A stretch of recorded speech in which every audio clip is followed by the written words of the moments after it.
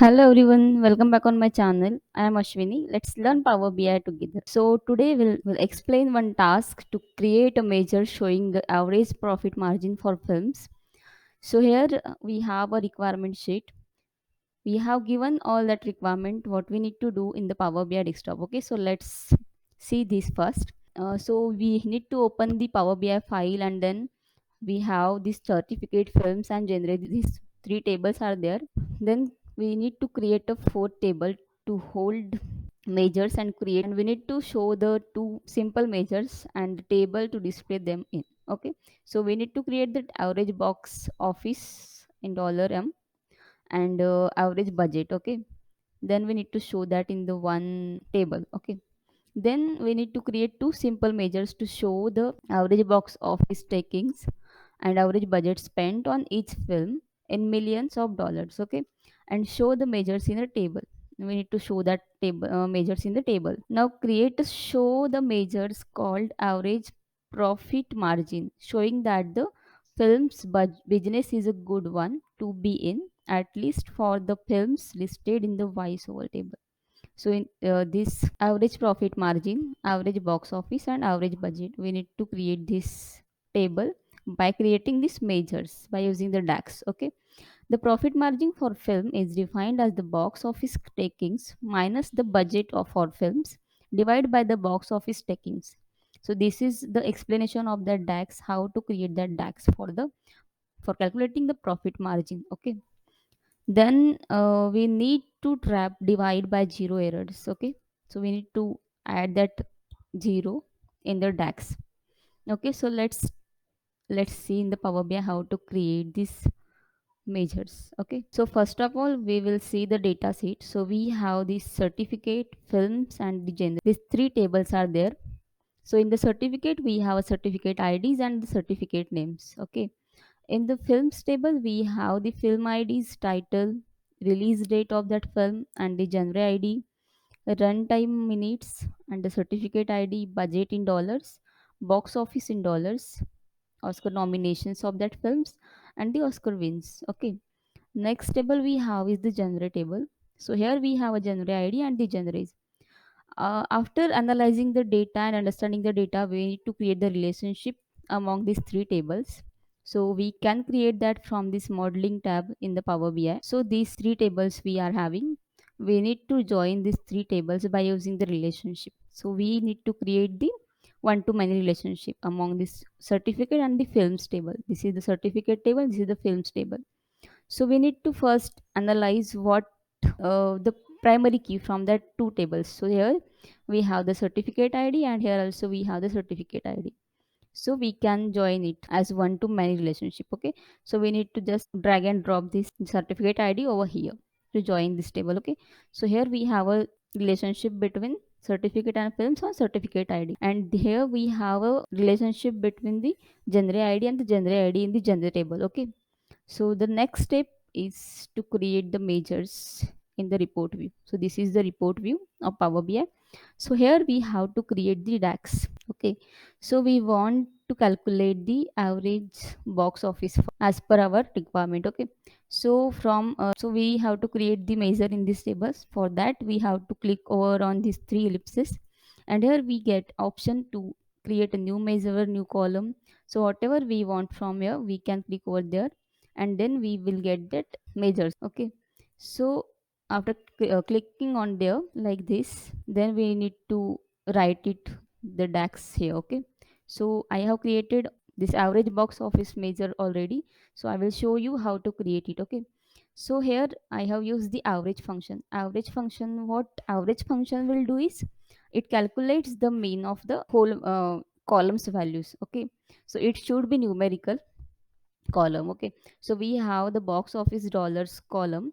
There we have all the values in the numeric form. Okay, so we need to calculate average of box office dollars. Okay, so nothing we have to do, we have to write only the average, and in the average we have to give the box office dollars as a column name from this films table.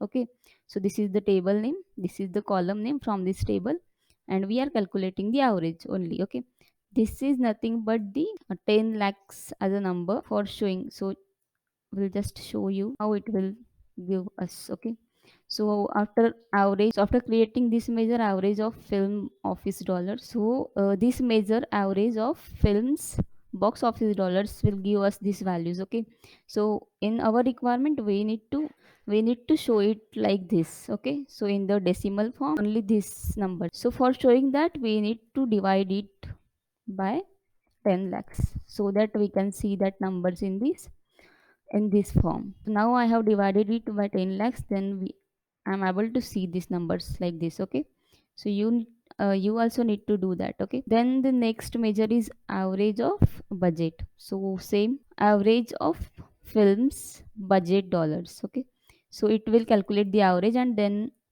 it is dividing that number by 10 lakhs so that we can able to see the number like this.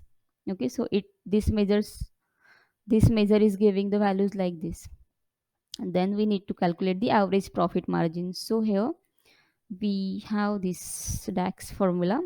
So what I did here is average profit margin equals to average of, so here I have used the average x. So what is the difference between average and average x is average gives us the number in the filter context. Okay, so it will give just the number in the filter context, it will not give just the number for the each rows like upg 12 like that.